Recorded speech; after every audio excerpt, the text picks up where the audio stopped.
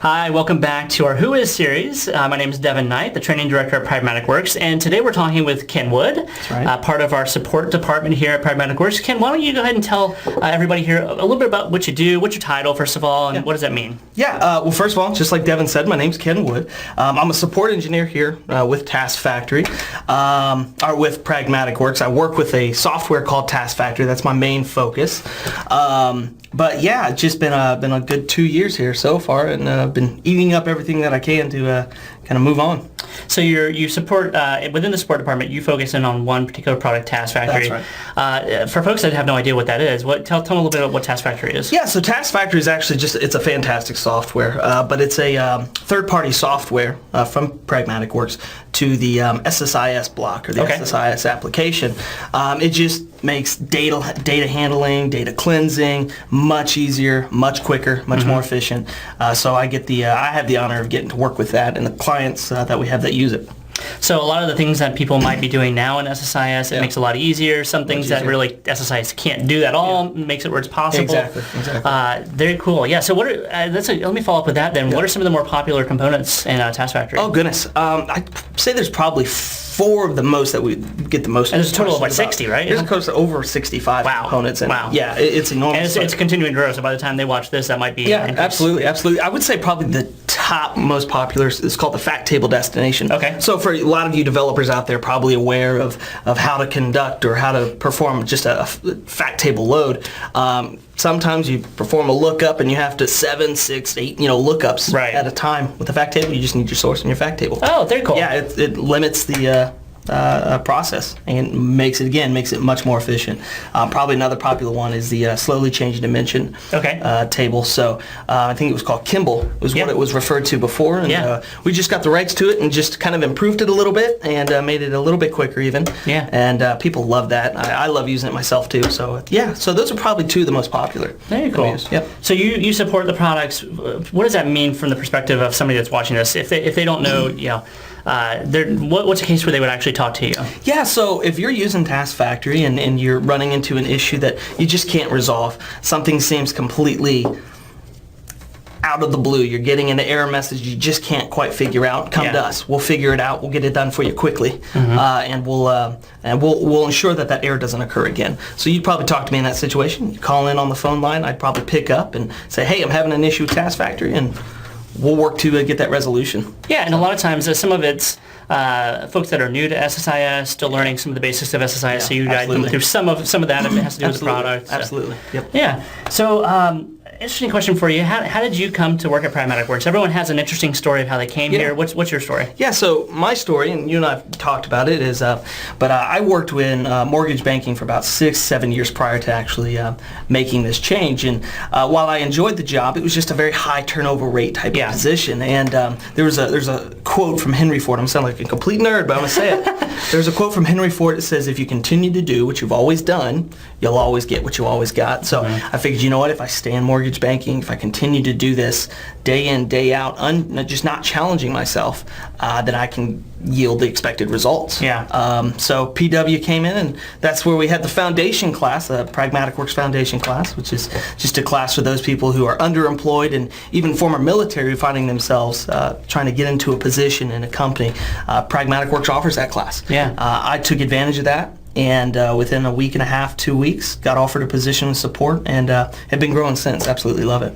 So what's the process? Let me ask you this way. Yeah. If someone else was in a similar position to you, they were looking to change careers in some way, what kind of tips would you give them for being able to take this leap? First of all, take the leap at all to change careers, and then once they make that decision, how do they progress through it and be successful? Yeah. Well, for me, I was in a difficult situation with my last position, and it was like no risk, no reward.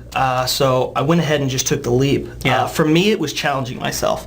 I had to identify the issue. The issue was I was not challenged in my position. Every single day I'm here, there's a new challenge to meet. Sure. And challenging yourself and growing in that role, being the best that you can be in that role, was critical, was key for me. Oh, very cool. Yeah. So you talk with a lot of customers. Yeah. I'm sure there's some funny situations that come up. What's one that you could actually share and not embarrass somebody, I guess? But I wonder if this client is probably, or this user is even watching this video. But there was one particular time, it was within the first few weeks of my employment here. We had this thing called GoToMeeting. I think Mitch shared with you where he accidentally called everybody to a GoToMeeting. That's pretty funny. This one's pretty funny as well. So we have GoToMeeting. If you guys don't know, it's just like a screen sharing application you put on your computer. And I was conducting a screen sharing meeting with one of our users. They were having a really big problem, and to this day, I wish I could just reach out to her and thank her for being patient with me because it was pretty embarrassing. So she's sharing her screen, and I'm looking at it, and all of a sudden a warning message pops up, and I just told her, hey, you can just go ahead and exit out of that warning message. I know the story now. yeah. So I said, you could just exit out of that warning message, not a big deal. She doesn't do it. I thought this is interesting. Maybe I'm on mute. Yeah, you can go ahead and just click cancel. Just click cancel. Just click cancel. Ma'am? Sorry, I don't know what you're talking about. Sir, just click cancel and it's on my screen. So the warning message popped up on my screen. I thought it was on her screen. And that was, I tried playing that off. Yeah, if you ever talk to Manuel about it, he's who I heard the story from, I think. Was that session recorded? It was. He listens to it like weekly. I'm reminded of it. For the last 2 years, I've been reminded of this I'm pretty mistake. sure he showed it to me once. It's hilarious. Yeah.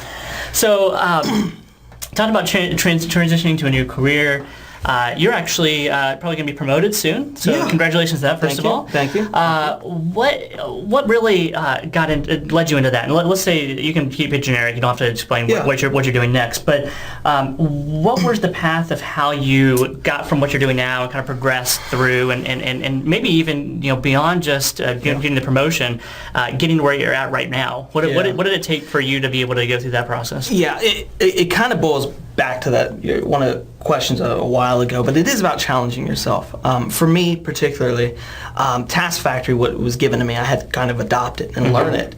That was a challenge in itself, but to get from the level of just knowing Task Factory or knowing the software to the next level, for me, to be specific, was actually conducting demos on those. Getting on Camtasia, recording myself actually saying, okay, here's the product, here's a solution. If this becomes a problem, here's the way to resolve it. Or what's the functionality of this specific component? And I'd run through it, and I'd actually learn it, teaching it to myself, and acting as if I'm teaching it to somebody else. So even some of those blogs now, if you go to my blog, kwoods.techtalk.wordpress.com, and check it out, you'll see a lot of those demos that I was actually doing, and actually able to put it out for the public to consume, and it was proved to be really great. So that's say it one more time. Kwoods Tech Talk. Yeah, I'm too cheap to actually purchase the domain, but it's kwoods.techtalk.wordpress.com. Okay, very cool. Yeah, and I've seen you have several videos out there walking through the product, how problems you might run into, how to solve them.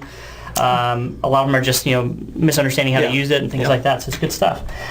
All right, so how about this? Let me ask you something that a little bit off topic here from work. What's something that you do? I know you have quite a few hobbies, but what's some of that? One of your biggest hobbies that you have in your spare time? Oh man, this won't come as a shocker for some people because I just always talk about it, but I absolutely love flying airplanes. So I am a pilot. I'm a private pilot.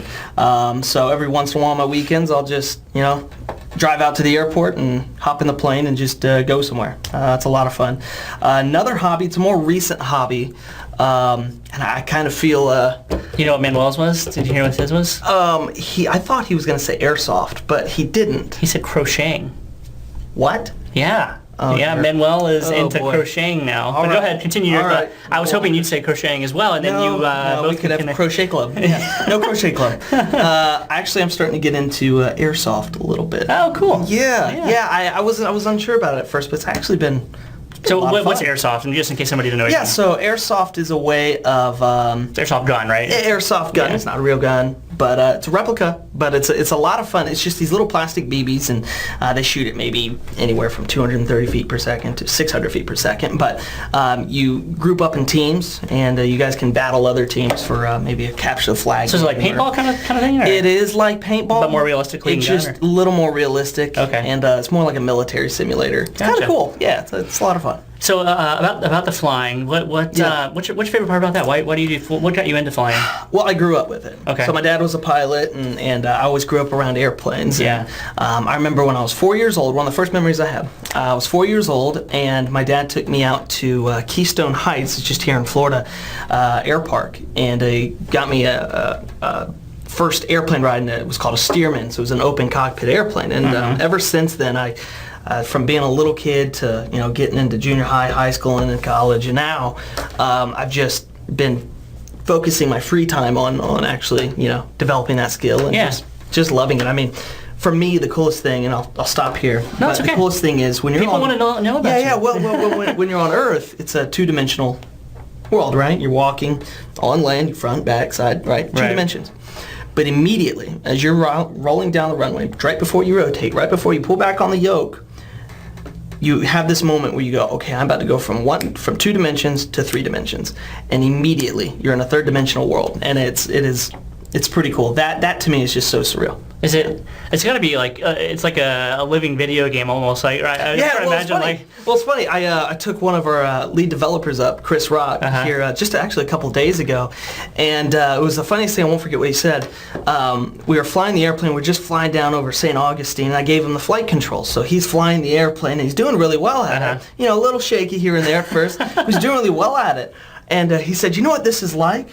And he says, this is like playing a video game on level expert because it's so sensitive. So he thought it was pretty funny. I agreed. That was a good explanation. That's funny. Yeah. So one last question about that. So do you actually, I think you correct me if I'm wrong, you actually do like instructing a little bit, or you were looking at doing that, or what's it? Yeah, I was looking at doing it. I have a few more certifications I'd have to get to get to that role. But I mean, not as a career by any means, but definitely as a hobby. I love teaching people. Anytime anybody wants to go up, I'm always open to say, hey, you hear that? Go up. That's right. Email Kwood at pragmaticworks.com. We'll give you a free flight. Free flight. A lot of fun. But I don't know. Well, your inbox is about to explode. It is about to explode. It's okay. I need more friends. So. All right. So last question for you here. Yep. Tell us something about you that nobody else knows. Nobody knows. Well, doggone it. Did you already use that up as part of one of your items? I don't know. Let's think here for a second. Okay, yeah, it's not really that interesting of a fact, but something I don't think everybody knows. I'm the youngest of 7 boys, so the youngest and the shortest, by like 7 inches or something. I don't know what happened. I don't know. We're all related, but I'm much shorter. Sure? Oh yeah. We're all related. What about, so some people don't know this about you as well. You actually were pursuing a baseball career at one point, got injured. I was, yeah. Actually, I played ball in high school and got an opportunity to play in college, and tore my rotator's cuff and lost a scholarship, and that's kind of where my whole story begins, and picks up with the other positions I had. But I played baseball. I know a few people are playing in the major leagues now. If you're watching, hello. So that's a good one. Thank you for bringing that one up. Forgot.